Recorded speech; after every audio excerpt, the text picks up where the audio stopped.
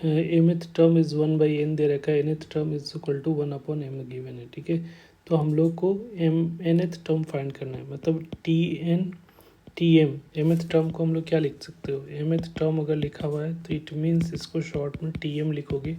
और ये जो है हमारा, अगर हम लोग कंसीडर करें let a is equal to first term और डी को हम लोग कॉमन डिफरेंस कंसीडर करते हैं, तो टी एन टर्म का जो फॉर्मूला होता है जनरल टर्म का, a plus n minus one into d होता है, ठीक है। ठीक है, जहाँ पे एन जो होता है नंबर ऑफ टर्म्स होते हैं, ठीक है।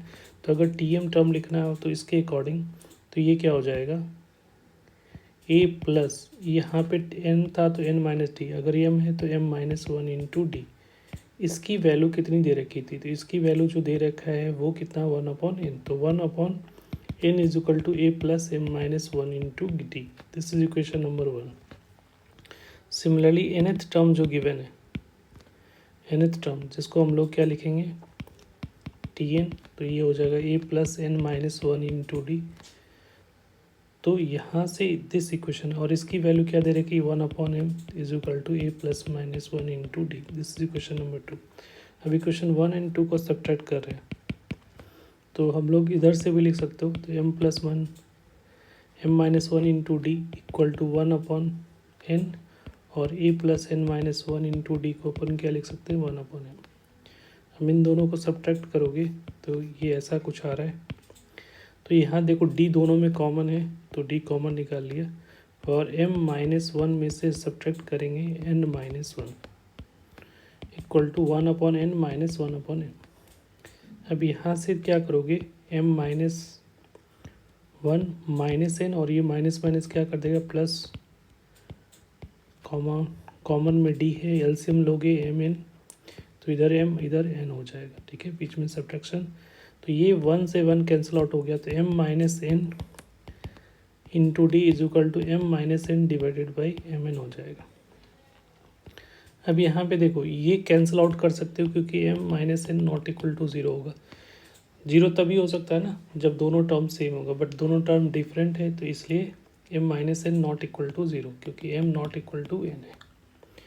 तो यहाँ से d की वैल्यू जो आ रही है 1/n आ रही है, ठीक है। अब यहाँ equation put in equation number 1। अब ए की वैल्यू फाइंड करनी है, तो ए की वैल्यू, क्योंकि हम लोग को क्या फाइंड करना है, हम लोग को फाइंड करना है mth टर्म, ठीक है। तो इसके लिए कोई भी टर्म फाइंड करने के लिए m माइनस nth टर्म हम लोग को फाइंड करना है, तो इसका मतलब हम लोग को फाइंड करना पड़ेगा फर्स्ट टर्म एंड क्या फार्मूला होगा, a plus m minus one m n minus one into d की वैल्यू फाइंड करनी, ठीक है। इसका मतलब यही हुआ ना, ये हो गया ये टी एम एन टर्म। तो ये बेसिकली ये वैल्यू फाइंड करनी है, ऐसा सोच सकते हो, ठीक है। तो इसके लिए हम लोग को ए एंड डी की वैल्यू, तो डी हम लोग निकाल चुके हैं, तो ए की वैल्यू निकालने के लिए put D in equation number 1। Equation 1 में डी की वैल्यू पुट करोगे, तो इक्वेशन 1 क्या है, a plus m minus one into d is equal to 1/n है। अब यहाँ पे डी की वैल्यू इसमें से सब्स्टिट्यूट कर रहे हैं, तो a plus m minus one into d की value 1/mn is equal to 1/n हो जाएगा। तो ए प्लस, अब m minus one divided by m n is equal to 1/n हो रहा है, ठीक है। अब यहाँ पे थोड़ा सा सिंप्लीफाई करोगे, तो a plus m divided by m n minus 1/mn is equal to 1/n। तो m से m कैंसिल आउट हो रहा है, तो a plus 1/n minus 1/mn is equal to 1/n। अगर दोनों साइड सेम है तो कैंसिल कर सकते हो, तो a की वैल्यू अगर इसको इधर लेके जाओगे तो 1/mn हो जाएगा।